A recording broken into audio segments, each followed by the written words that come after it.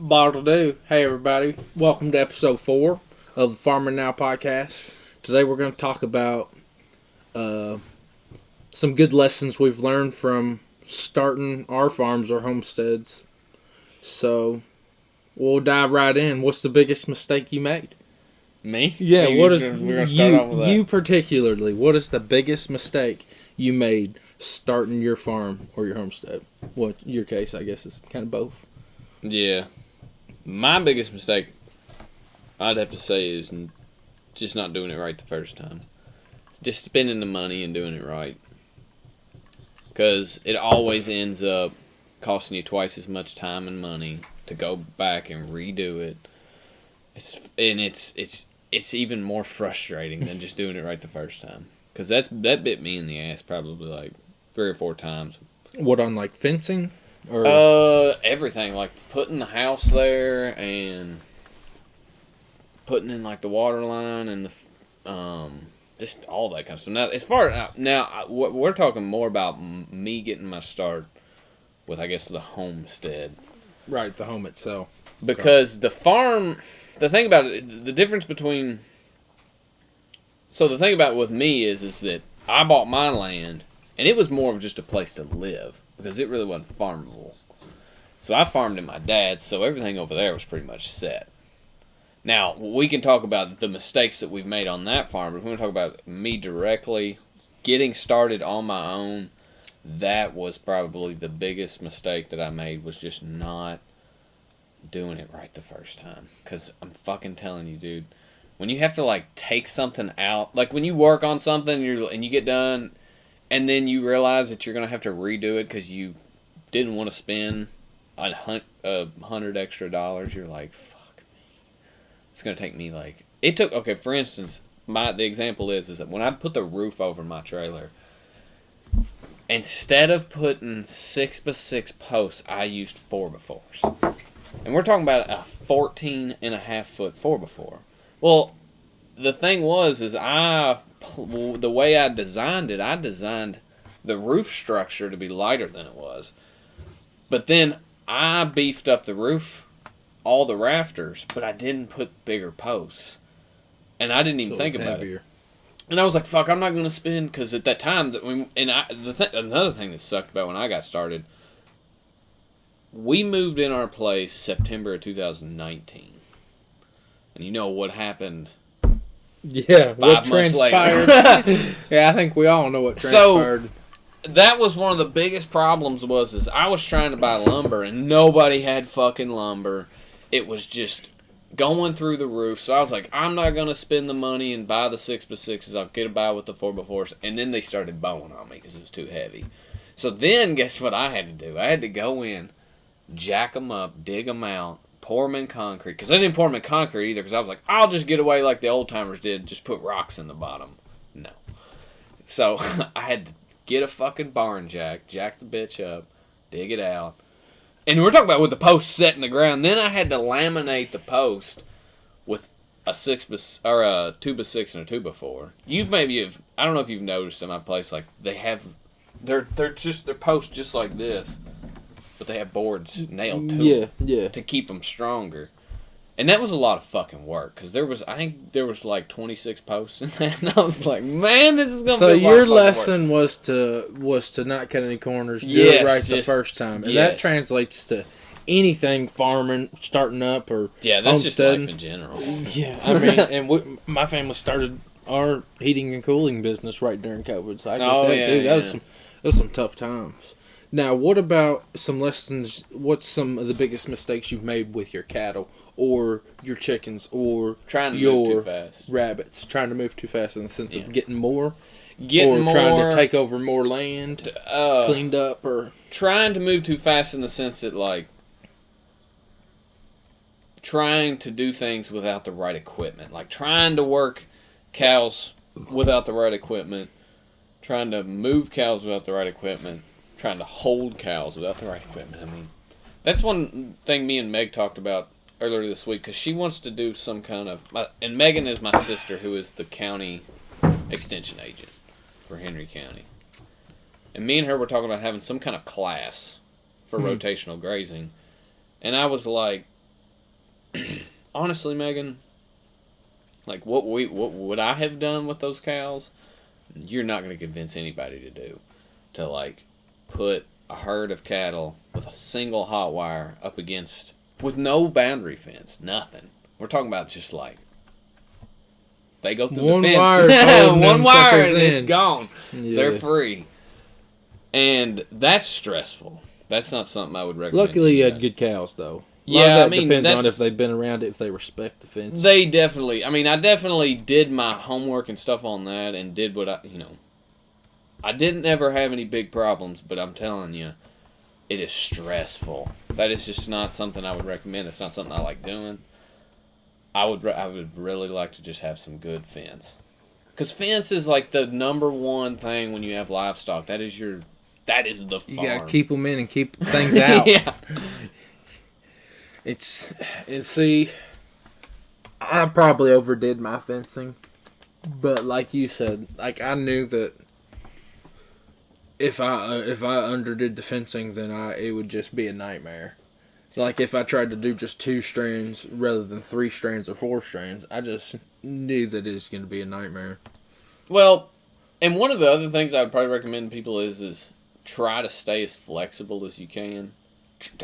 One of the things I really liked about temporary fencing is I could really get a good feel of where I wanted the fence to go.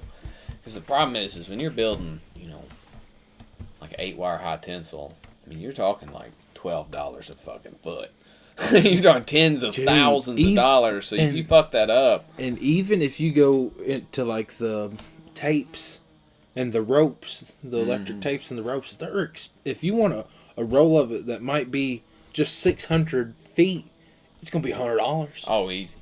The Gallagher turbo tape that I use comes in a 1,300 6-foot roll. That's another thing. I tell you gotta spend the money, dog. Because I'm gonna tell you that if you're trying to keep cattle in with one fucking wire, I'm gonna tell you, spend that little extra money. Yeah. But that turbo tape, I think, is like the last time I checked, when I first bought it, I think it was only like $145 a roll, but I think now it's like $180. My goodness, it's up there, which I'm gonna have to buy. The problem, one of the things, but this is one of the things I would tell people about the fence though is that as far as temporary fence goes, I have replaced probably $80,000 worth of fence on my farm, on my dad's farm, with maybe $900 worth of temporary fence. That's a big fucking difference. See, we're getting into like a lot of older people think you gotta have permanent fences. Oh man, I'm telling you, you don't have to have permanent fences. You just have to have a good herd. What most of these farmers, this is what me and Megan are talking about. She's having such a hard time convincing these old timers to just use electric fence, because 90% of the people around here, and my dad and all of us were the same way. If you don't have, they don't even trust high tensile. If you don't have woven wire or barbed wire, you might as well just forget about having cattle. That's the way that in their eyes. And woven wire is extremely expensive. To me. And wooden posts, unless you got a farm full of, good trees. Oh, well, but hell, wooden posts probably 10, maybe 12, maybe 15. I ain't bought one in a while. And see, I get it for cattle. They're such big animals. But if you have a herd that respects electric fence, dude, that's what you can get away with. That's what. Okay, so that was one of the biggest problems I had with my dad when we first started doing this. They had such a bad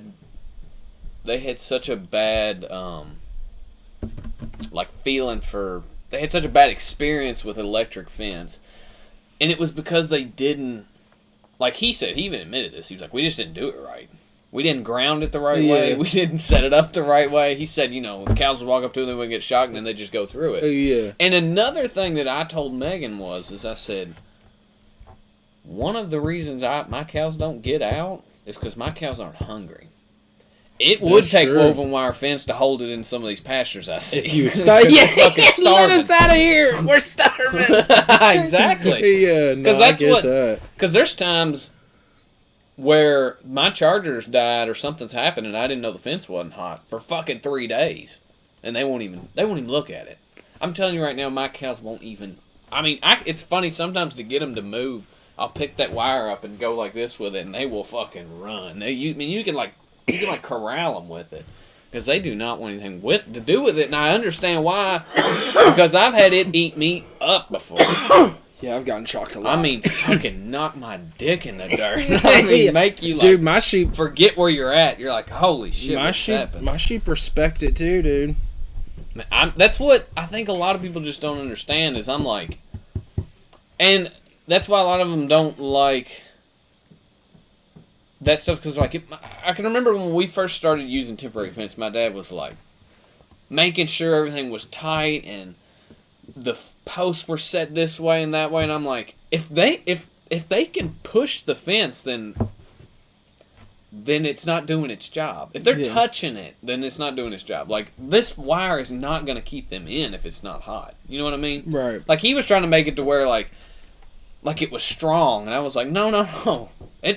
It's a single wire, and you could put a 500,000-pound cow. It can get through a single wire. And that's what I was like. It's one of those hard things to try to get, I guess, to realize it, especially when you've grown up. A lot of these people have grown up, and I mean, we were the same way. My dad, all of us, we were like, the fucking electric fences. It's for crazy people. See, I didn't have that experience because Papa had electric fence right down there to keep in his horse Curly Suit. Yeah. See, that's the thing. Because he used that tape. When we had the dairy, I mean, so I will say this. My dad was probably one of the early adopters of electric fence. We started getting an electric fence when I was probably like 8 years old, because I can remember building an electric fence with him. So that's when. But I can remember it was like a big deal, like us getting an electric fence, like it was a big thing. But everything on our farm's electric now. I mean, it's all high tech. It's just a lot of it's. I mean, it's free. Well, my thing is you can save so much money, because you can, like, for instance, if you're going to build a woven wire fence with posts on 8 foot or 16 foot centers, that's a fucking Give an example. $5. Fence in 1 acre like that. Ooh, you're probably talking $5,000. See, that is by the time you put braces, because the problem is you build an acre, you're going to build a square, you're going to have a brace, and then you got to have 2 braces where your gates are going to be, because it can't just be See, that's not logical. No. Now, I will say this. You do want to spend your money on your fence when it's close to something like corn or the road. The road's probably to really keep them in. You do not want your fucking animals on the road. That is probably it's a good way to lose fear. everything. And you end up in a lawsuit. I mean, depending on how much road frontage you have, you don't have to build. Now, to give you an example, have you been on Port Royal Road, right up from the road department? Like when you know where the road department is, you're going towards. Recently, there's the Jacksons. They own that farm right there. They have that high tensile fence looks like it was built to keep elephants in. That's awesome. It's got like 10-inch posts on 8-foot centers with fucking 12 wires. I was like, dude, what are y'all trying to keep in here? Lions! And every single wire's hot. I was like, damn, that's a fence. But the government paid for that one. So. I bet them cows are terrified of that fence. I guarantee it. But that's the thing. You don't have to build a fence to keep. You don't have to build a fence that's so strong. It's like Greg Judy and them. They use those fiberglass posts. It's because you're not trying to build a fence to keep a 1,200-pound animal in. You're trying to build a fence to keep an animal away from it. They're scared of it. Yeah, you're not trying to keep them in. You're trying to keep them away. Yeah. Well, that's the thing. It doesn't have to withstand. Like I have seen a 1,600-pound cow bounce off a woven wire fence. I mean, it will hold them. But the thing is they shouldn't be bouncing off the fence. Yeah. If you need a hot wire on the inside of the bottom or something. Well, that's the thing though. You don't even nose level or whatever. Okay, this is another thing. one of the things I love about high tensile is especially on our farm, I mean, even any farm around here, every property line and just about every fence line has trees. And when a big fucking oak tree comes and it falls on your woven wire fence, you know how much of a pain in the ass that is to fix? God, it stretches everything. It pulls the fucking braces together. It fucks up the posts. It's a mess. But every time I've had a tree fall on high tensile, you know what you do? You go in there and you cut it and it springs back up and you're done. Yeah. 90% of the time you go in there and you cut the tree off and it bounces back up and you keep on fucking moving. So I use polywire. And I guess a deer or something came through and fucked one of mine up. And all it did was mess up like where it was hung up on it. Like it didn't break them or anything. Like you could tell it'd been like hit and fucked with, but like I mean, they wasn't broken. Well, see, that's the problem. It's got some like give to it. Yeah, that's exactly a high tensile shit. It'll stretch. It'll stretch a lot. It'll move quite a bit. But like woven wire, I've got a tree on the fence right now because the back side of our farm is woven wire. It's the boundary line between us and Fowler. And I had a tree fall like a week ago, and I still have yet to fix it because it's the woven wire. Another thing I hate about woven wire, it's grown through the tree. So cutting it off, I'm just gonna ruin a chain. I have to accept the fact that I'm gonna ruin a fucking $35 chain because there's nothing I can do about it because it has grown through the fucking tree. It is so much easier to weed eat electric fence than it is a fucking big lot wire, whatever you want to do. You know, my first job out of high school was cleaning fences. And I'm going to tell you, that was brutal work. All woven wire fences, too. The fucking trees would grow. I mean, they would go like this. Oh, yeah. There was times where I just couldn't. I would have to cut the links out of the woven wire fence and take the log out and then fix the fence because there just wasn't nothing you could do about it. And it was all them damn mulberries, hackberries, cherry trees. So woven wire and posts don't make sense. No, not with the technology we have today. No, like up here in Campbellsburg, an old boy I saw him putting in. I knew he was putting in fence. And when I saw him building it, and I was like, no, why are they spending all that money on fucking woven wire? Like, you're gonna pay a man to build your fence, and you're gonna put in fucking woven wire. But like Megan says, a lot of these old farmers, they won't have nothing but. Dude, it probably cost me $1,000 to fence in what you see, maybe a little bit more. And I haven't had an animal get out or an animal get in. And you built it yourself. And I did it myself. Because, I mean, Precision Fencing, which is who we used to have build our fence, I mean, they charged. I'm almost positive. Back, like, 8 years ago, it was like $10 a foot or something crazy. Jeez. It was something crazy. I know that we built the property, the boundary line between my dad and John Schatzinger. I think it cost $26,000. But that was woven. Or that was maybe high that's tensile why people ain't making money. Oh, that's one other thing I wanted to talk about too. Is that's one of the reasons people don't. That's one of the reasons me and my dad got into it because he was like, "You spend all this money, you know." I just spent $26,000 on that fence, and I was like, dumping. Well, I'm telling you right now, that fence is way overbuilt.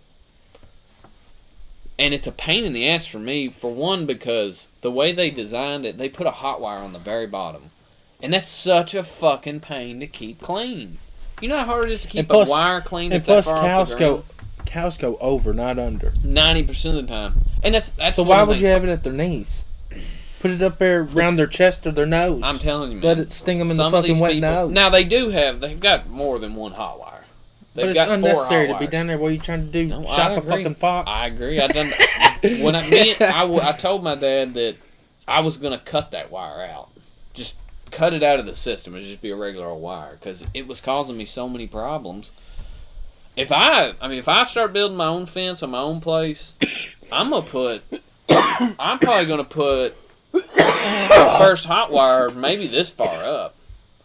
Maybe even higher. Yeah, fucking chest plate. That way I can fucking... The hip or the shoulder is or something. Well, I mean, the lower shoulder. I'm talking about, but see, now I will say this. If we're talking about boundary lines, I'm really going to use at least 4 wires. It just makes sense. Why not? But inner boundary fence or I don't even know what you call it, inter farm fences, 1 wire. You know, I mean, this is what I've always thought.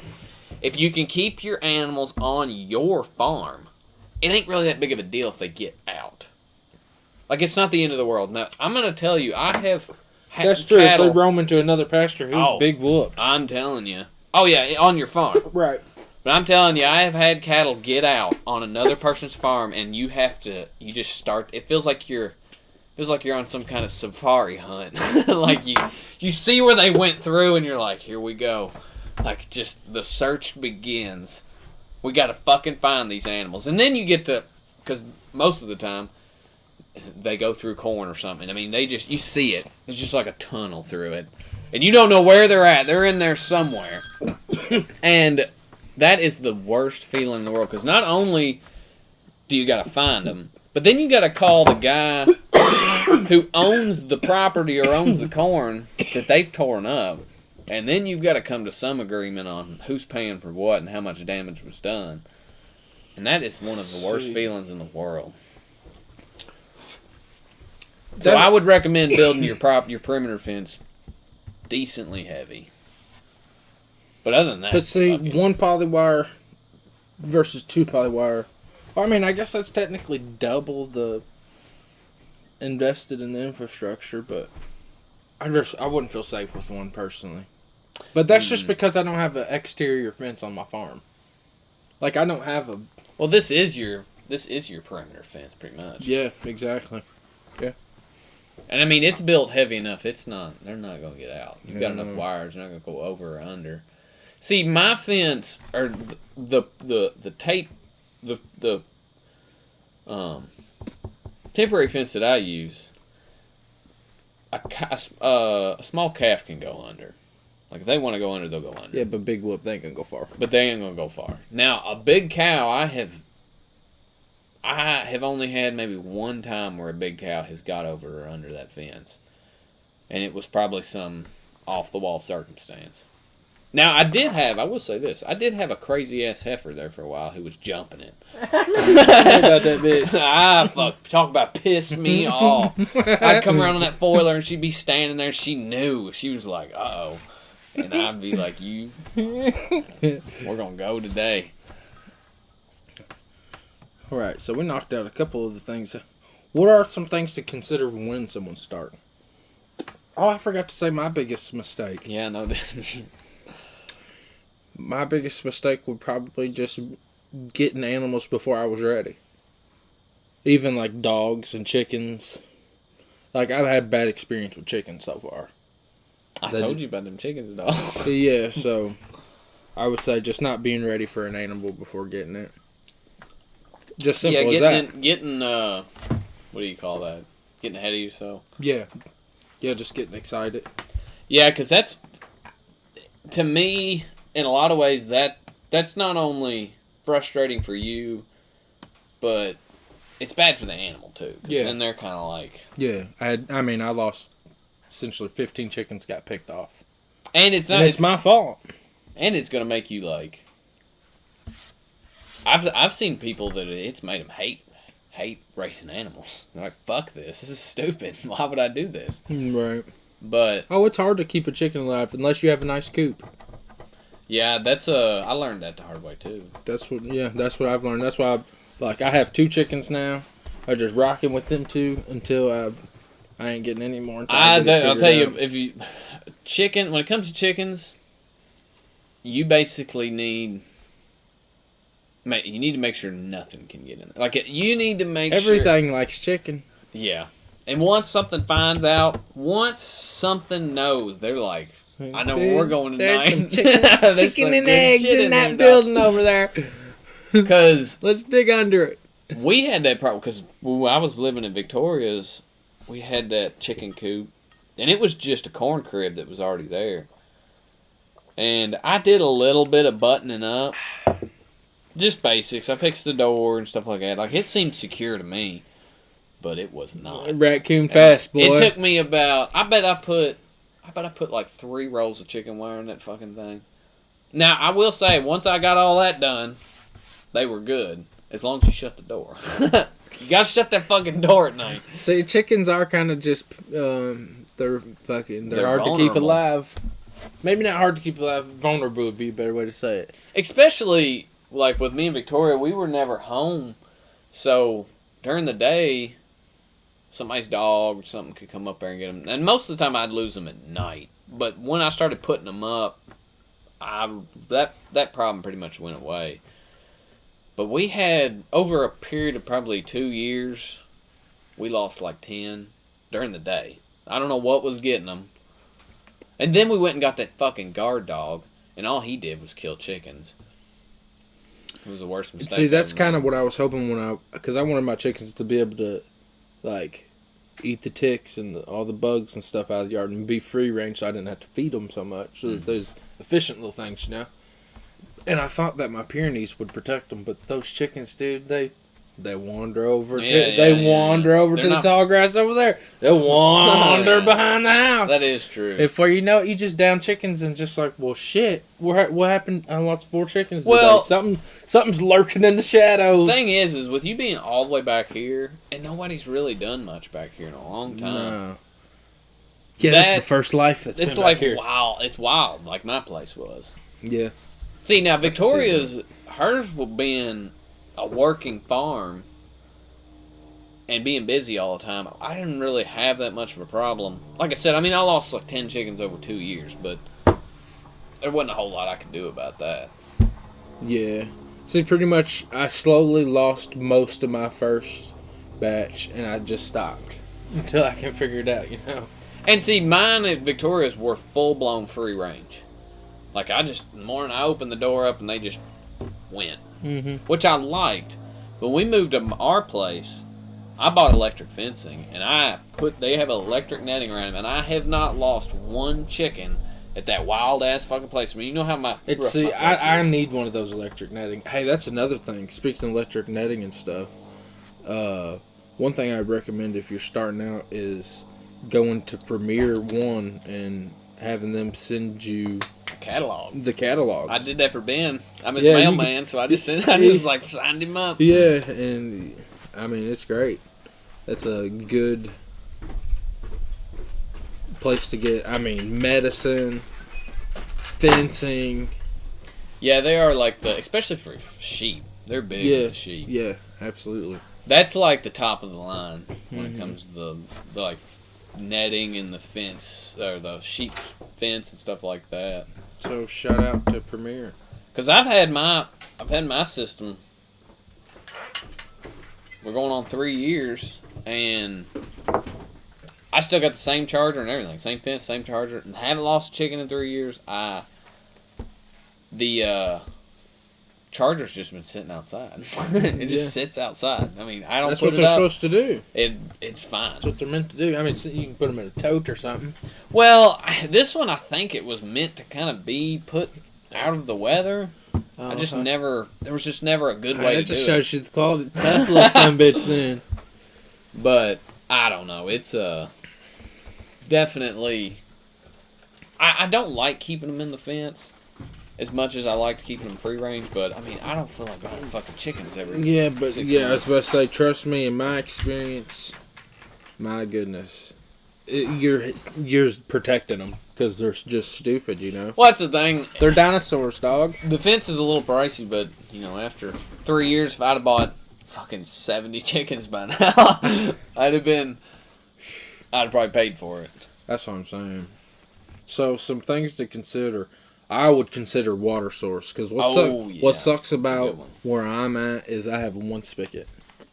Now, it's funny you say that, because when I bought my property, it was just bare.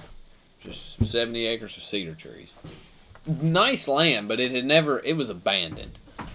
It hadn't been dealt with in 30 years. And I brought a water line to the back.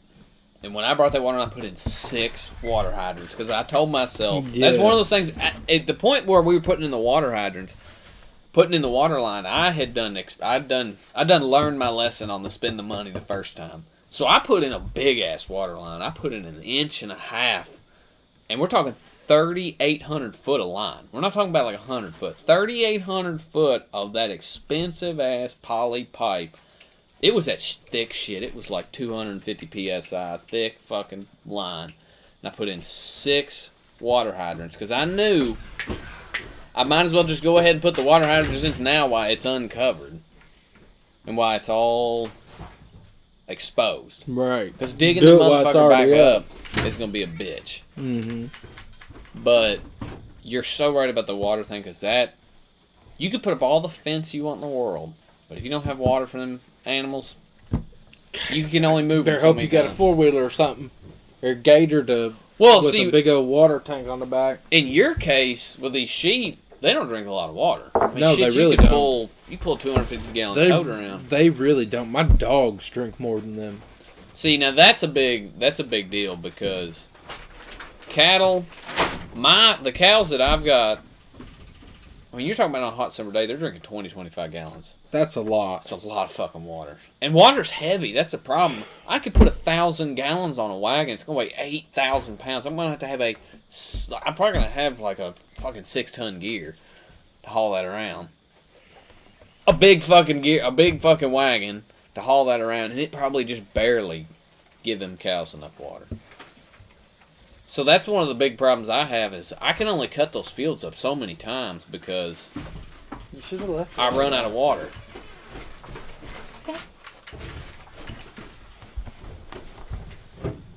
So that's definitely, when people talk about rotational grazing, that is the number one, like, that's your limiting factor, is water.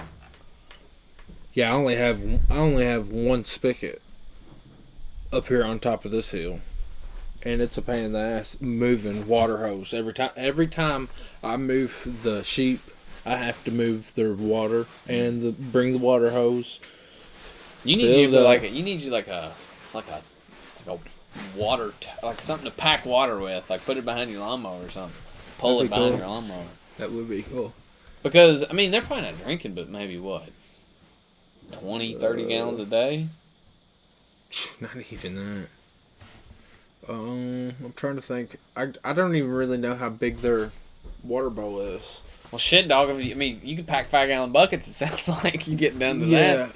Ooh, they probably drink a 5-gallon bucket. Where's this water at? Are they around here? Over there. It's that circle one. I'd say that's 20, 30-gallon water, but you're not filling it up every day. Yeah, dude, they probably drink 2 of those a week. Fuck! Although, I mean, they eat vegetation all day, you know? Well, still, them fucking cows, they 20 gallons. I mean, cows don't now, dairy animals are way different than beef. But I think my parents told me that when we had the dairy, their water bill was like $2,000 a month. They were pumping like they were using so much water they were gonna build a lake there if they kept dairying because they were using it was getting to be so expensive. Yeah, I literally fill that up. Well, see, once it starts getting nasty, I'll dump it, even if it's like the next day. Let's say one of them got gunk in it or a bug or something was got nasty or for whatever reason. I would change the water out. But they probably only drink 2 of those a week. See, maybe 3 in the heat of the summer. I'm telling you right now, I'm having more problems right now than I have the whole year because it is fucking dry. It is dry right now. That's true. We ain't had much rain. It is getting so dry. It's hard for me to step in posts, temporary posts. It's hard. It's getting hard for me to push them in the ground. Cause I mean, dude, it ain't rained. I bet it ain't rained in 2.5 weeks. And it ain't supposed to rain all this week and next week. I'm like, whoa, boy, it's going to get crispy. Dry. And the problem that I have with that is that with them cows, if the creeks run dry, there's a few places I ain't got no fucking water. If the creek quits moving, I ain't got no water. And they got to drink no matter what. Oh, yeah, they can't go more than a day without water.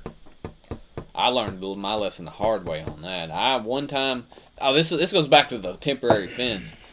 This will show you how powerful of a psychological barrier it is. This was earlier this year. Back in June, it got pretty dry. But it wasn't real dry. So, I moved the cows into the middle field, which is a big, nice field. It's one of the nicest fields we got. And I went down to check the creek. Because I cut this field up. It's probably 17 acres. And I cut it up into, depending on how fast the grass is moving, I usually cut it like 6 pieces. Well, I cut the first part off and went down to the creek and checked the headwater. The creek wasn't moving, but there was pooled water there. Well, I go to move them on to the second piece. I forgot to check the water. I come back, because I was moving the cows every other day, I think. Maybe it was every day. I come back that next morning, and they come fucking sprinting. Oh, no, this is what it was. I come into the field, and there's a cow out. And I was like, holy shit. I ain't never had a full-size cow get out of the fence. So immediately I was like, something's wrong. And I pull around on the four-wheeler, and here they come. The whole fucking herd is sprinting up the hill at me, and I'm like, what in the hell's going on? Something's wrong. And it hit me. I was like, holy shit, they have run out of fucking water. They went all yesterday with no water. They had no water. So I run down to the creek, and of course, it's dry as a bone. They drank all, because in our creek, it pools up and pools. And I freaked out. So I had to put up fence around the pond, because there where by my dad's house is that big pond. The one that you see there by the shop, like when you're going towards my place, it has no fence around it, so I have to fence it off to put cows there. Well, I fenced that off in literally like 15 fucking minutes. I'm sprinting. And I run back there and I open the fence up, and me and that whole herd run to that pond, and they literally like crash into it. I felt so bad. I mean, I was so stressed out from that. But that'll show you, them cows would not cross that fucking fence. They were dying of thirst, but they wouldn't come across it. You know, that's why it's important to check your animals every day. Yeah. Because, hey, we're all humans, but yesterday's mistake can be fixed tomorrow, but it might not be able to be fixed the next day. So that's the thing with, like, checking your sheep, for instance. Hey, just get an eye on them. Look at all their butts. Make sure nobody's shitting out diarrhea and got it all over them. Nothing like that. That's the telltale sign for worms, of course. But you gotta check on them every day. Like one of my sheep's face swelled up a little bit. You know, you catch it quick, it ain't no big deal. One of them, let's say, hurt its feet or cut its foot on something. If you're checking them every day, those things can be fixed. See, that's what I like about having a small herd and moving the cows. I move them cows. I see them every day. And I usually move them every day to every other day. And because of that, they know me, and I know them. I mean, I know them to the point where I don't even really know their numbers. I just know who they are. Y'all trust each other. And I know when they're sick. I know when something's wrong. I know when they're nervous. I mean, like that day, I was like, something's wrong. They're not acting right. Something's wrong. Sure. But that's one thing, like, me and Meg were trying to come up with this, like, grazing school, and I was like, that's one of the things that I love about rotating them, is that I have a reason to interact with them almost every other day. Yeah. Whereas most farmers, I'm going to tell you what, I don't know why or what happened with beef cattle, but put them in a field over. They put, we're just as guilty of it. Before I started moving them, we did the same thing. We'd put them on the same field for fucking 3 or 4 months. And I mean, it would look like the turf, or it'd look like the green on a golf course. They eating? It'd be so random weed would be taller too. And people just think that's okay. Like, I'm put it this way. The only time we saw those cows is when we, like, chased them around the lot to get them up to work them. And sold them, that was it. Like, they were just like these things that lived on the farm. They were almost like wild animals. You got to look at them as an investment. That's your investment. That's your 401k. If you're a farmer, that cow, you better take care of it.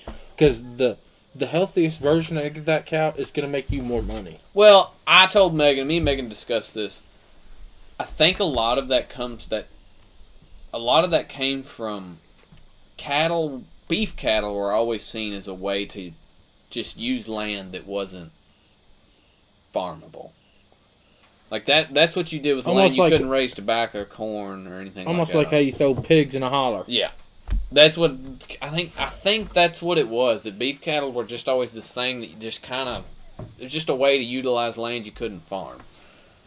Because that's why we had always had beef cattle, like here and there, even though we had a dairy. But beef cattle were kind of like that. They were like a filler. They really weren't a part of the operation. It's almost like, well, we got land. Might as well put a beef on there. And now what's changed is we've lost tobacco and we've lost the dairy. Lost everything. So now cattle are like the only thing we have, and I think it's gonna take a little while to change people's mindsets on that. Because it really is. Some of the pastures I see in this county are fucking sad. I'm like, I cannot believe that you think that's okay. That's another thing to consider. How much land do you have? Okay, and let's say you only have 10. Let's say you only have 10 acres.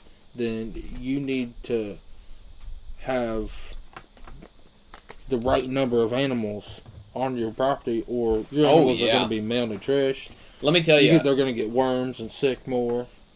The guy just bought land behind my dad. He bought 55 acres. He don't live there. He's from town. He's from Louisville, but. I bet you on that 55 acres. I looked at it the other day. I bet you he's got 60 head. See, them cows it looks like the Holocaust back there. Mm-hmm. I mean, it is awful. I was like, oh my God. And the thing is this is the thing.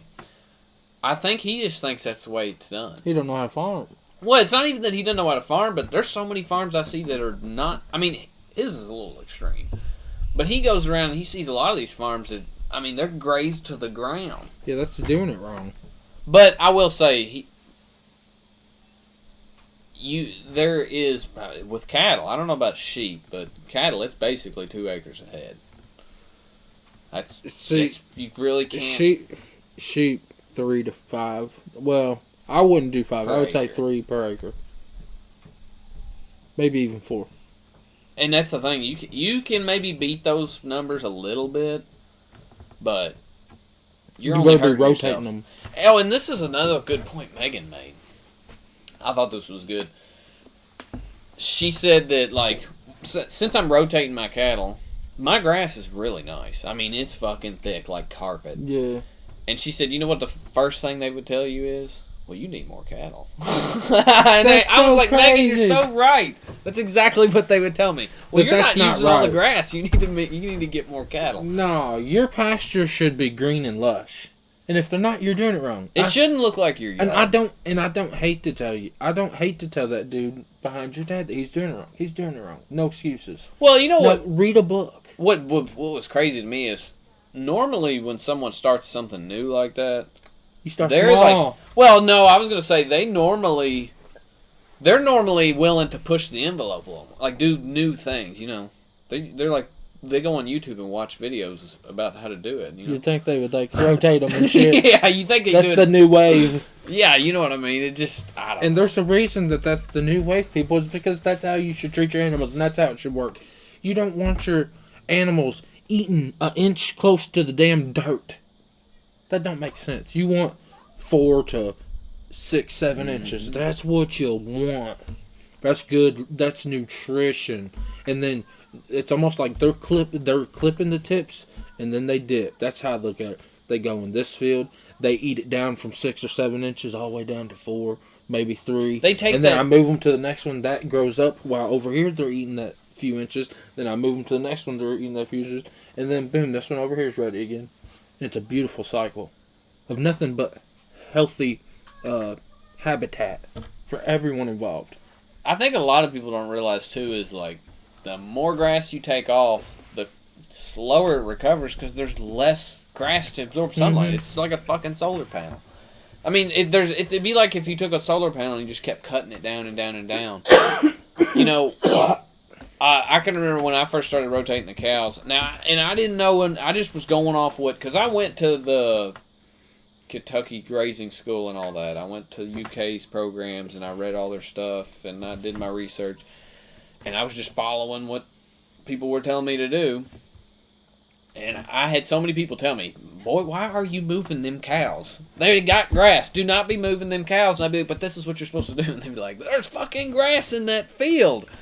And I'd be like, I know. But I'm telling you, now I see it.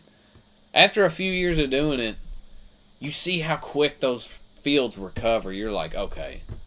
Because I'm going to tell you, what you call a sacrifice field, which was what we fed hay on last year, it got grazed down like that. Because, I mean, the cow stayed on it till like... They were so frequent. Like April 12th or something. Yeah, it's wintertime field. And it struggled all year. It has not bounced back. It's amazing how... Isn't it like more than 30% or something like that? As far as like 30%. Like you don't want them eating more than 30% of the grass or 20%, something like that. Yeah, it's hard on it. It's just not. I just don't. It's definitely. You should move the cows before. Like if you should put them there and you should move them before you can see the ground. And see, these people who have, like, let's say, 50-acre grazing field that's fenced in with good hardcore fence. Listen, all you got to do is divide that into 10 paddocks and move them every day or every other day. Well, see, this is the thing. And then your farm's going to be healthier and your cows. What I told me and Megan discussed was, and this is what they told me in the grazing class, too. You ain't got to move them every day. You don't have to move them every day. Move them once a week. Yeah, I mean, that makes a huge difference. Yeah. It makes a huge difference. That's what... When we went to the grazing class, they gave... At the end of the class, which I thought was so cool, they gave us posts and wire and a reel for free. And they were like, just go home and try. That's awesome. And I was like, that is so true. Like, just cut a field in half. Just see what happens. And just watch it. Because they were like, if you just... Shout out to whoever did that.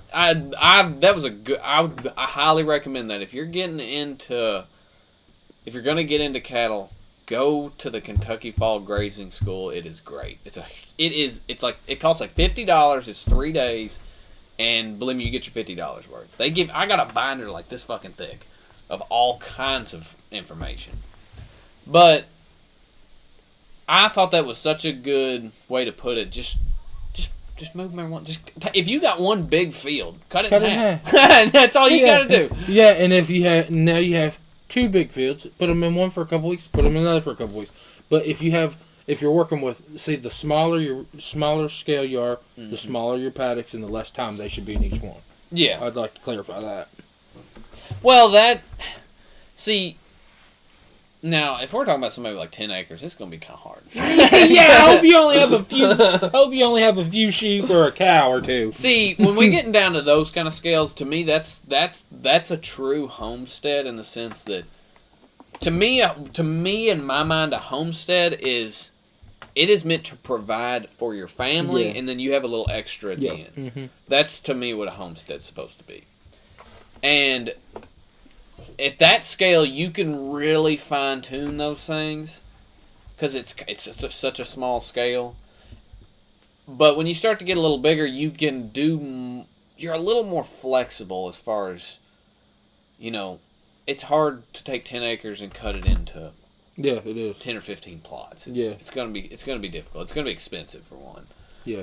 You can spread your costs out a lot more. Like, problem with like having like 10 acres is you're going to have to spend the money on a lot of those tools, and they are going to be the same tools the guy that's got 100 cows. That's got 100 acres. True. Yeah. That's why consolidation is such a big thing now, because you can go buy a tractor and you can use it for 10,000 acres. People could spread these costs out over thousands and thousands and thousands of acres. But when it comes to moving cows and rotating animals, just try it. Just cut a field in half. Then maybe cut that one in half. Really, just work. It really ain't about your fence. It's about your water. Work whatever kind of water source you got. Because I will say this: the front of my dad's farm, you know that pond there next to the road. I really like that pond because it's like centrally located. I can cut off of that pond. I can cut 1, 2, 3, 4. I cut 4 paddocks off that one pond. Yep. And actually, I cut it into 6 this time because I cut one of the big fields twice. And that's a huge resource. I love the play. I love it being centrally located. And it's like Greg Judy says all the time. It don't cost much to build a small pond. You ain't got to build a lake. Build a hole like that over there, man. That's a perfect livestock pond. And it doesn't cost much to build a pond like that. Now, granted, you're not going to be catching 8-pound bass in it, but no, but it's a utility pond. It ain't for recreational. It'd be a good frog pond, I bet. Oh, dude, there's all kinds of frogs out here. But that's one of those things that I think that I don't think people realize how big a difference that makes. But back to what we were talking about as far as the like stocking density and like getting on it over your head, that definitely can get you in some trouble. Consider how much room you're working with, what kind of animal you're going to get, what kind of water sources you got. The other thing to consider is a winter plan. You have like now it's go time for me that I need to start the vegetation's starting to quit growing as rapidly, and you have to have a plan for winter time. You got to have your hay or your alfalfa, whichever direction you want to go. Your grain, if you got cows, your water. If you, grain, scraps, if you got pigs, things of that nature. Mud. You gotta prepare for winter time. Well, my biggest problem right now, my biggest concern, me and Megan were also talking about this, because, like I said, my sister's she's the Henry County Ag Extension agent, so me and her, like, bounce ideas off each other. We're always talking about this stuff. We're both involved in agriculture. And me and her are on the same page. Megan even did her thesis study on this. Winter feeding for cattle. Because I'm going to tell you right now, in Kentucky, our biggest problem is mud. Mud. Between, like, 1st of December to about fucking May, it is sticky. It's wet and it's flirting with below temp. It's nasty. It's like that fucking 35 right on the to 40, edge. 36 all the time. I told somebody last year, I said, the worst thing in the world is when it's like mid-January and it gets down real cold at night. It gets down like 25 degrees, maybe even colder. And it freezes that first like 3 inches of mud. And you see them fucking cows walking up there and they'll step and bust. And I'm like, that will kill an animal. That is hard. You talk about, it looks like World War I out there in some of these fields. I mean, it looks like the trenches in Europe, like the videos you see from World War I. It is awful because it's so wet, and that's one of the things me and Megan are trying to figure out. Because even with what all I do, I can't. As much as I take care of these cows in the summertime, I'm still struggling in the wintertime. What do you think about like a greenhouse type building, like you know how that hay barn you have beside your house, so something of that nature, and putting them in for the winter? That's called a bed pack, and I have thought about it. Megan's looked into it. She's had people call her about it. It's probably like disease. You might get into some diseases though. One of the biggest problems I think is infrastructure costs, because a building like that ain't cheap. No. And the other big problem is, just like you said, it is ventilation and diseases. I mean, if you got 100 animals packed inside of a building for 6 months, and a lot of work, you got to keep that bedding thick, and you got to keep it clean. Yep. And it's expensive. The bedding's not free. No. So, and that's another. I mean, you can buy some junk bales from from farmers and stuff, but that's still not free. The thing is it's, I don't know. That is a question that I've been trying to answer for a few years now, because even as much infrastructure as my parents have, I mean, my parents probably have one of the best setups in the county. They have a 150-stall freestall barn on fucking concrete with a bunk. I mean, they got the setup. But even with that, I had cows up to their chest in mud last year, because you can't keep them on concrete the entire time. They've got to have an exercise lot. we don't have the ability to trim hoofs anymore. Back when we had the dairy, we trimmed hooves. And the reason you trim a hoof is because you have an animal that big standing on concrete all day. It is really hard on their feet. What about what about having like a? Can they stand on like mulch and stuff like that? Yeah, so this was the first year. Actually, this is the second year that we fed in the barn. Before that, we fed in the field, and that was a fucking. I'm gonna tell you what, man. I've never seen shit in my life like this. It was unfucking believable. I'm talking about a 4-wheel drive tractor in 4th gear, fucking flying, trying to get out of mud. I probably shouldn't even talk about it. It was that fucking bad. But we started feeding in the barn because of that, and because it's just so nasty that time of year, man. There's just nothing you can do. Yeah, around here it stays right around like 34 degrees all winter, and then at night it drops below. Sometimes you get a day that's below that with wind chills and stuff like that, but relatively it's like it's wet rather than cold and dry here.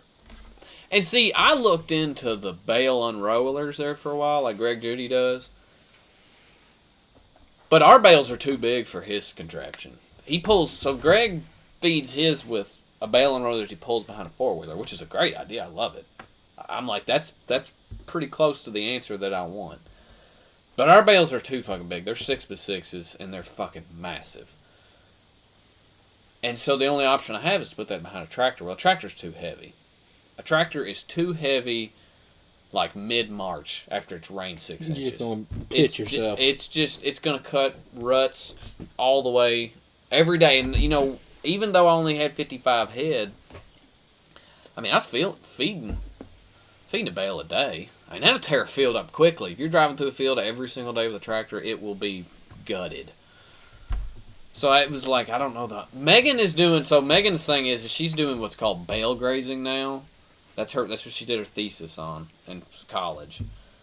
And that's where you put the bales out in the field while it's like it is right now, real dry. And then you move the cows to the bales. Like the bales are already out in the field. What kind of benefit does that provide? You don't have to drive through the fields. Oh, okay. So you're preparing it. Yeah. Yeah. What about, let's say you have a few wintertime lots that you leave cover on the ground so that it ain't muddy.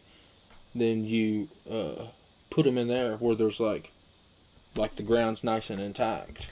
Or is it still just going to turn to mush? I'm telling you right now, it's going to turn to mush. You get 50 head of cows standing around on one of them nasty ass wet March days after it's rained 6 inches. They will turn into slop. I mean, total slop. Oh, I wish I could show you what the backside of that freestyle barn looks like. For instance, there's a concrete lead off that comes out into the exercise lot right below the shit pit. And the shit pit, I like that. The shit pit's where we used to push all the shit. Yeah. Well, there's a concrete ramp that comes down. It comes out. They have worn the dirt away from that because the concrete's hard. It doesn't wear away, but the dirt right here does. It's like this. There is I bet you it's that fucking far away from the concrete now. Where they have worn that away because they just turn it to mush and then it washes away and turn it to mush and it washes away. I shit you not, dude. So you cannot drive a 4-wheel drive 4-wheeler up to that ramp right now because it is literally so rough. Because I'm telling you, dude, it was pure mud. I mean, I couldn't walk through it with muck boots on. I couldn't. They just pulled my boots off. I assume gravel is an option, even if it's pea gravel. Yeah, now, see, that's one of the things I wanted to look into. If I was going to stay on the farm, that's one of those things that I thought about doing is, I think UK or the state will pay for what they call like a high traffic area. But man, you'd have to have a lot of fucking gravel. I mean, I bet you... it's not real hard on your hoofs or anything? The feet? I don't know. How about you can get like smaller, softer grade gravel? See, that's one of the things me and my dad talked about. Was because gravel with man, you get a cow who kind of walked through some mud, and then she walks on. She's got sticky mud on her foot. She's sticking, and then she walks up on that concrete. You talk about bruising a foot. That's true. And then I wonder about a combination of mulch and gravel. I don't know. Yeah, like this could be a forever. That's why I said this is one of my biggest problems, because I can't think. There are ways around it. Of course, this is probably a regional problem. Yeah, because a lot of people, I mean, when we're talking about the big feedlots and the big herds, they're out west, man. It's not only dry, it's like fucking 4 degrees outside the entire winter. It's frozen. Don't worry about mud. But here it is. That is one of the times I dread, is that just nasty, wet winter time. It's just nothing you can't get away from it. But with you, man, the thing about it is, these sheep, you could carry a bale to them. Yeah. That's the thing. So this is perfect. This goes right into what type of equipment's necessary. For me, I don't have any equipment. Because I have sheep. I have non-permanent fencing. It's just step-in posts with some polywire and a solar charger. Okay. These sheep are only, once they get their biggest 80 pounds, maybe 100 pounds of it is a real big old heifer. You know what I mean? So they're not tearing out the ground. The good thing about them is in the wintertime, they have hoofs, so they're different than cows, so they can get through snow and get to vegetation and things of that nature. Like you said, square bales is how I'm going to feed them, because it just makes sense, because I don't have, I have equipment to my disposal, but it's just easier to do without it. Yeah, there would be more work. Yeah. So for me, the only equipment necessary for me was, like I said, stepping post polywire and a solar fence charger. See, I got it double grounded, of course. I think that's why the sheep are so popular right now, is because you can do it. You can do it without having like a whole lot of infrastructure. Mm-hmm. You don't have to have these big pieces of equipment and all this expensive. Like, I'm gonna tell you right now, cattle that's a rich man's game right now. Like, if you were going to get into cattle, like buy the land, buy the cows, buy the fence, build the barns, buy the tractors, that's a fucking high dollar game.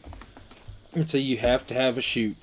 And my job as a shepherd would be easier with a chute, but where I'm always around my sheep and stuff, it's easy for me to catch one, put it on its butt, and trim its hoofs, or give it a shot or whatever. No big deal. I don't need no chute. See, the only reason I've been able to do this is because we just had the infrastructure there already. Right. It was already basically there. So, like, transition from a dairy to beef was not really that big of a deal. Still a 1,000-pound animal that you're dealing with. But, man, like, if we moved to Mama's, granted, that's the thing. I'll be buying that farm, and it's going to be, it's got cows on it right now. Really, I mean, I say that cows are like a rich man's game. It's not really that. I shouldn't say that, but like, to start. The reason I say that is because there's a lot of people I see getting into it who've got money. But I mean, I've done it on a budget. I mean, I know I don't have a crazy good job. I work at the fucking post office, deliver mail, and you can definitely do it. Like, that's one of the reasons I really like Greg Judy's videos, is because he like really was one of the first people that I watched who was like, you can do it. You can do this. You can do this without a crazy amount. Now, but you know what I liked about Judy? He didn't sugarcoat shit. He was like, you do need good fence, and you do need somewhere to work your cows, and he's a real farmer. He was like, this isn't impossible, but you do need to have your shit together. Yeah. Like, this is not a game. But as far as infrastructure for cattle, I mean, we talk about wintertime stuff, we just talk about it in general. No, I'm like equipment that's necessary. With cattle, you're going to need a tractor. Yeah, you're going to need a fork. You see, this is the thing. You're going to need a way to get hay to your house. There are extreme cases of people who don't have tractors with cattle. But I'm going to tell you right now, if I've got a farm big enough to hold cattle, I'm going to have a fucking tractor. It's a necessity. It's just one of those things that's going to make life a hell of a lot easier. Because the people that I've run into, and now granted, like I said, you can do it, and like these people that are doing it, I do think it's kind of cool the way that they're getting past it, because it's kind of like, damn, that's creative as hell. Yeah. Because like Megan with that bale grazing thing, she's got a guy that does it, and he don't own a tractor. He buys his hay and borrows his neighbor's tractor for a day, unloads the hay, and then he's done with the tractor for the rest of the year. That's awesome. Which I was like, damn, that's a fucking good idea. But then again, I like to have a tractor just for farm chores. Yeah, because, I mean, bush hogging, that's another thing that's necessary. Yeah. You're going to need a way to trim your fields. Because there's some stuff a cow ain't going to eat. There's some stuff a goat ain't going to eat, believe it or not. And there's some stuff sheep's not going to eat. It really is. So you got to clip your tips. See, and I've read a book where this old farmer, he didn't have nothing. This old man had I don't know how to say this wrong. Maybe he had 1,800 head and 3,000 acres or something crazy like that. Like, he had a lot of fucking land. And all he owned was a pickup truck. I was like, damn, dog, you are fucking on your game. But that's an extreme case, because I wouldn't want to do that. Yeah. Ideally, but you can get away. Necessary. You can get away, man. I paid $5,000 for my tractor. You just buy you a 40 to 60 horsepower little. Don't go tractor. Getting the damn ease on your house. And that tractor. That'll do. You don't even have to have a fucking cab. A cab is a luxury. Now I'm gonna tell you what. A cab is nice. Pee on your porch, dude. That's cool. I hope nobody can hear that. Who cares? I hope nobody can see it. But for something small like I'm doing, there really isn't much equipment necessary. But I mean, if you're just now starting and you have 30, 40, 50 acre plus farm, you're gonna need a tractor. There's no doubt about it. It's just gonna make you're probably gonna need, and if you're gonna do permanent fencing, you're gonna need an auger. And you don't need to go out and buy like everybody out here's doing that $50,000 Kubota tractor with a loader and the whole 9 yards. I'm like, no. Go out and buy you a 1975 John Deere. Yeah. Go get you $1,000 bush hog. Yeah, fuck, dude. $600 fork. I've got a 1965 International 656 that cost me $5,000, and I got a 10-foot Woods bush hog that I bought for $500. Perfect. And it does everything I want to do. Hell yeah. And I mean, it's definitely not the most. I think it's comfortable, but I mean, it can get a little hot and the fucking bugs. I will say. 2 weeks ago, I was mowing and I got eat the fuck up by some bumblebees. Oh, I mean, they burnt my ass up. God, it hurt. Yeah. They were wasp, bumblebees, and thorns. That's just part of the game. Yeah. And chiggers. Yeah. And ticks. Well, like with your place, man, it's pretty open. Mm-hmm. You don't have to worry about too much of that. Another thing that I think is necessary for a cattle farmer is hay rings. Oh yeah. Those are, essential. A lot of people don't. Well, maybe, I don't know about most people around here use a hay ring. Because they just turn it into bedding and tear it up and you just wasting money. They'll just lay in it. Yeah. They always do. That'd be necessary for you. And hay rings are kind of expensive, but they're going to pay for themselves. You can get some used ones too. Yeah, if I go to the farm auction up here. Couple $100. Might be some rust hose and shit, but hey. Spray paint that bitch, you be alright. Now the unroller thing, that I'm telling you, that's a pretty good deal. I would like to. That's one of those things that I'm really interested in. Because, see, the thing is one of the things I hate about feeding just bales and rings or anything, just bales on the ground, is that's such a concentrated place. They turn it into mud, and then for years later, that spot is in the field. There's always, it's funny, Joey's trying to be a pilot. He's getting his pilot's license. And he took a picture of my place, and it looks like the surface of the moon because there's so many. Yeah, there's so many. Well, circles if you get them congregating to one spot, it's a bunch of 1,000-pound animals. And they don't eat all that hay. I don't care what you do to it; they're not going to eat all of it. So when you unroll it, it might waste a little more hay. At least it's going into the ground nutrients. But those you're getting those nutrients back. Mm-hmm. That's one of the things I'm going to tell you right now. If you don't have more than 200 head of cattle, you do not need to be baling hay. It ain't worth it. Just buy it. It ain't fucking worth it. I'm telling you right now. You can pretty much buy it right now. That's what I don't even want to tell people this because I don't want them to figure out because I'm like, damn, this is a deal. You can pretty much buy it for what you're baling it for. That means that all your time is just not free. Yeah. And I'm gonna tell you, I've baled. That's all we've done is bale hay for the past forever. And baling hay is a fucking stressful. Gotta worry about weather a lot. Hot. A lot of things are out of control. Hard, mean job. People romanticize it, but I'm like, fuck that. I have seen too much hay. I've had too many of them days where you've got third cutting alfalfa on the ground and it's fucking rain moving in 2 hours from now. We got to get it up, or it's not fucking curing down.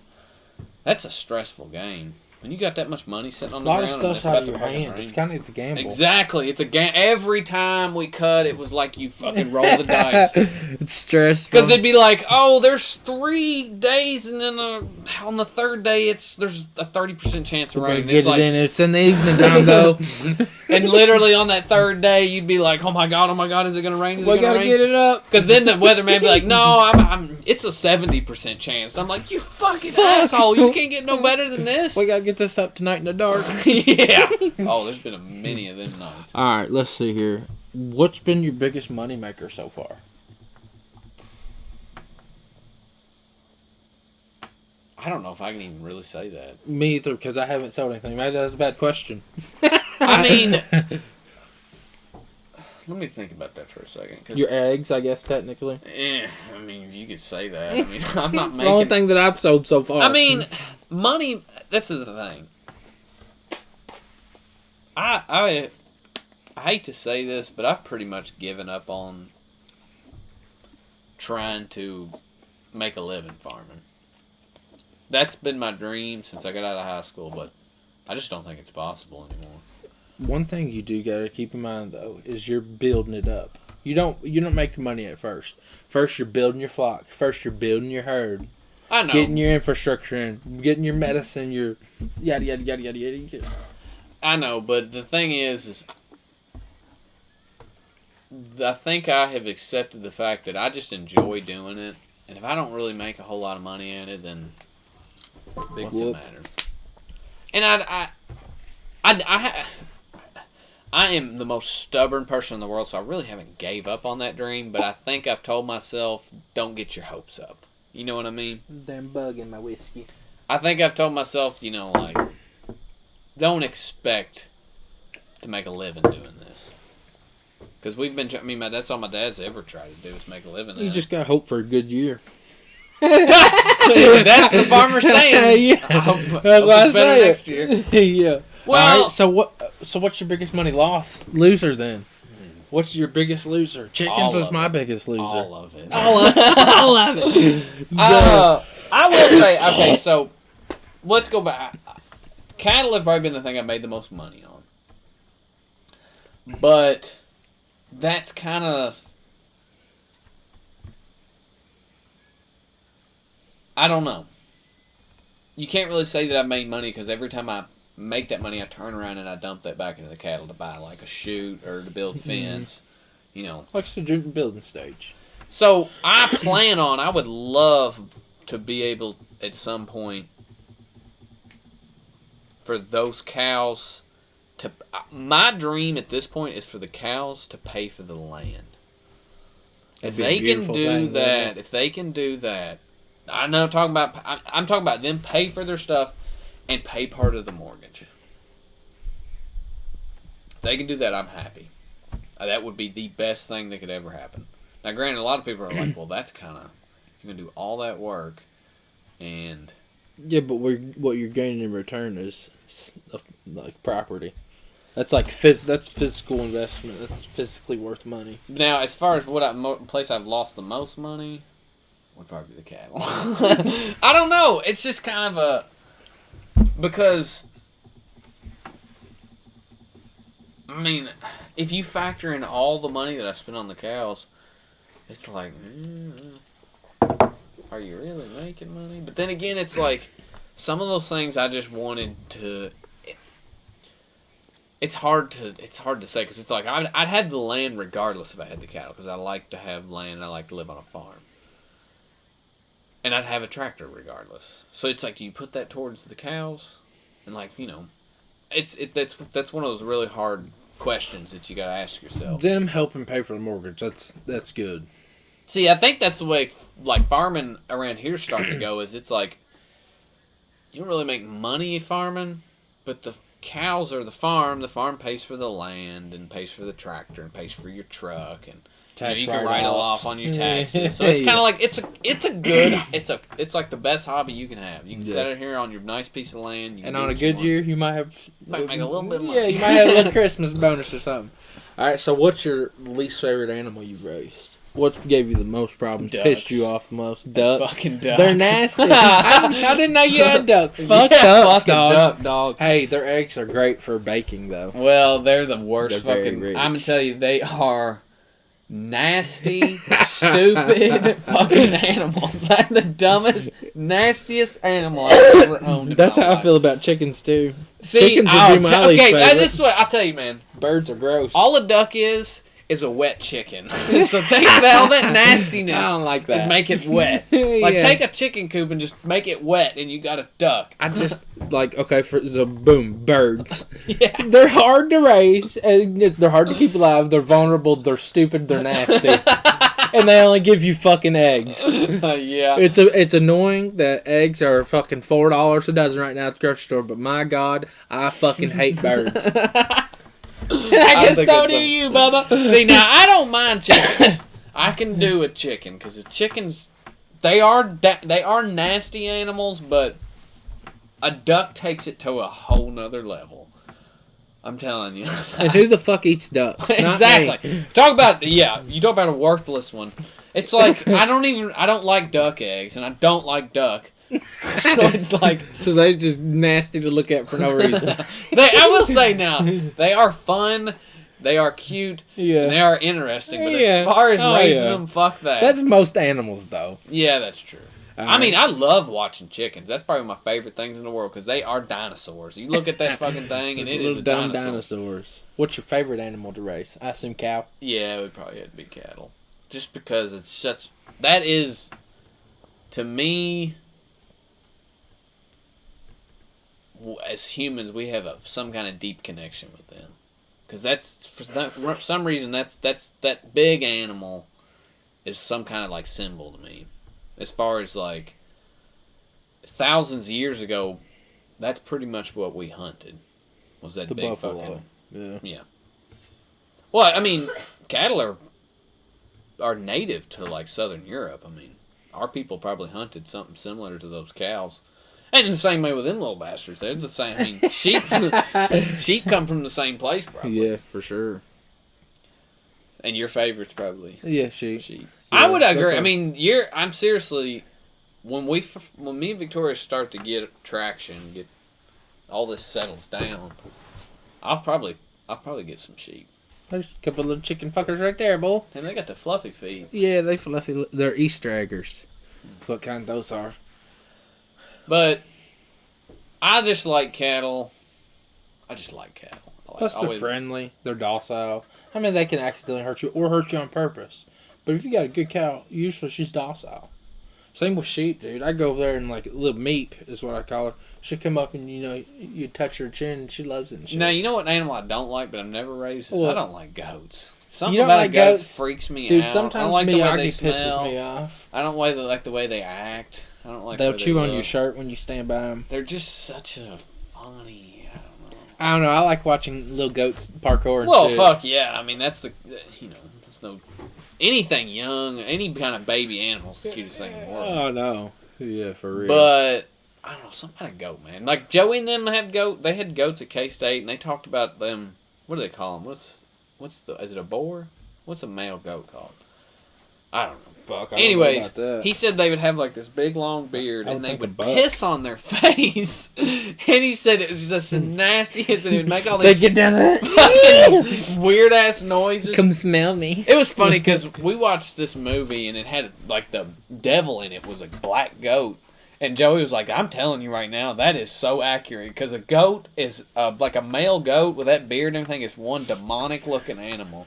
Like with those horns and that beard. See, I like my goat. I have one goat. Of course, he runs with the sheep. See, I never can tell I never can. Because he's white. Like, pick him out. Yeah, because he's white. I feel like he probably... I don't... They probably think they're the same animals, for real. Well, I can't wait till you eat one of these goat or sheep. I don't know that I ever will, but I won't count it out. Well, yeah, like if I'd rather sell them and get money, dude. Well, I guess so. If you had to put one down, would you eat it? If I had to put it down, it'd have been diseased or something. Now, if it like broke its leg or something, yeah, maybe. But if it broke its leg, I could fix it. But I mean, yeah, I guess so. If you're asking me, like, would I just let the meat rot if it wasn't something wrong with it? I just didn't know if that would be something in the future that you would like. I might do it for a 4th of July or something. I'm not counting it out. I don't know how I feel about sheep. What is sheep meat called? Mutton. Mutton. Or some people say lamb chops, but a lamb's a baby sheep. But but mutton, that's like medieval. Mutton. I mean, over Europe and Asia and shit. Oh, I know. They love it. That's what we lived. I mean, that's what I told you. I don't know about. Pretty much any continent except ours loves them. I think I talked to you about this in that last episode that we pretty much haven't been eating cows for a whole long time. I mean, it was hard to put up 700 pounds of meat. That's a lot of fucking meat. We didn't have the refrigerator or the salt. That'd be a lot of salt cured meat. My goodness. Hard to keep. I mean, I guess if it was real cold in the wintertime, maybe. But. Yeah.